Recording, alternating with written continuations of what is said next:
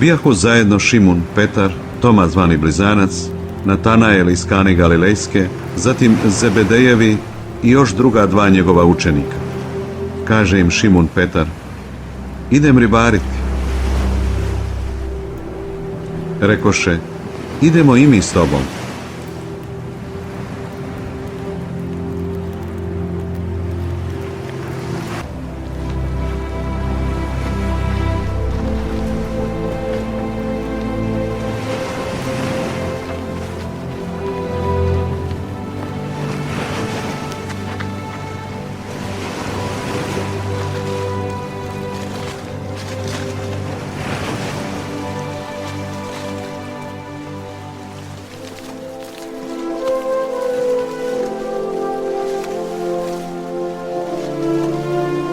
Izađoše i uđoše u lađu, ali te noći ne uloviše ništa.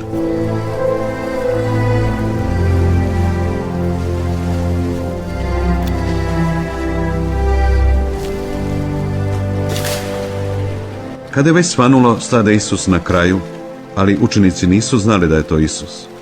Kaže im Isus: dječice, imate li što za prismok?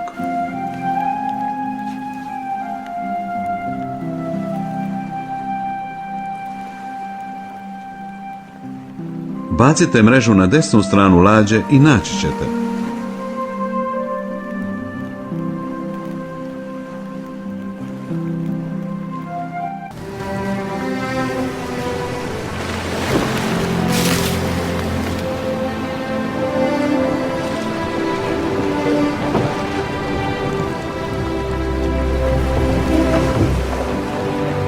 Baciše oni i više je ne mogoše izvući od mnoštva ribe.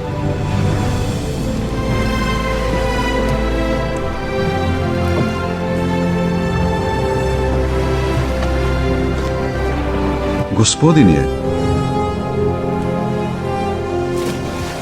kaže im Isus, donesite riba što ih sada uloviste.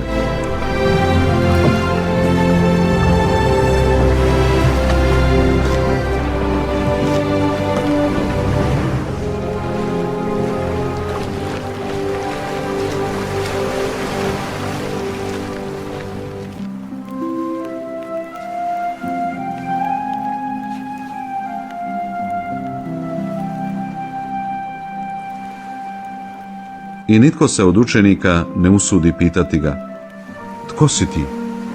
Znali su da je Gospodin. Šimune Ivanov, ljubiš li me više nego ovi? Da, Gospodine, ti znaš da te volim. Pasi jaganjce moje. Šimune Ivanov,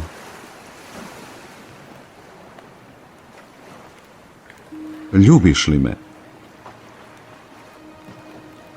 Odgovori mu: da, Gospodine, ti znaš da te volim. Pasi ovce moje. Upita ga treći put: Šimune Ivanov,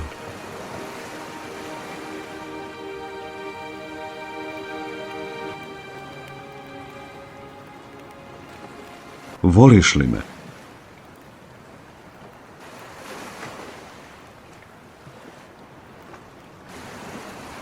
Gospodine, ti sve znaš. Tebi je poznato da te volim. Pasi ovce moje.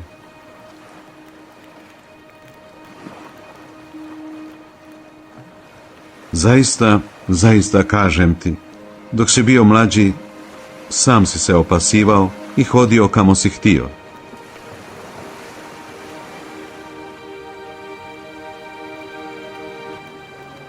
Ali kad ostariš, raširit ćeš ruke i drugi će te opasivati i voditi kamo nećeš.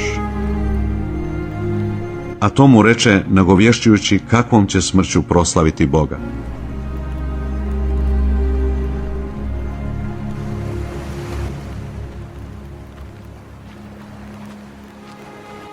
Idi za mnom.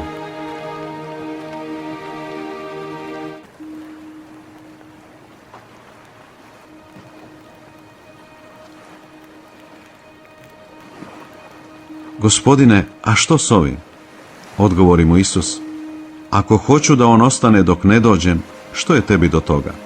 Ti idi za mnom.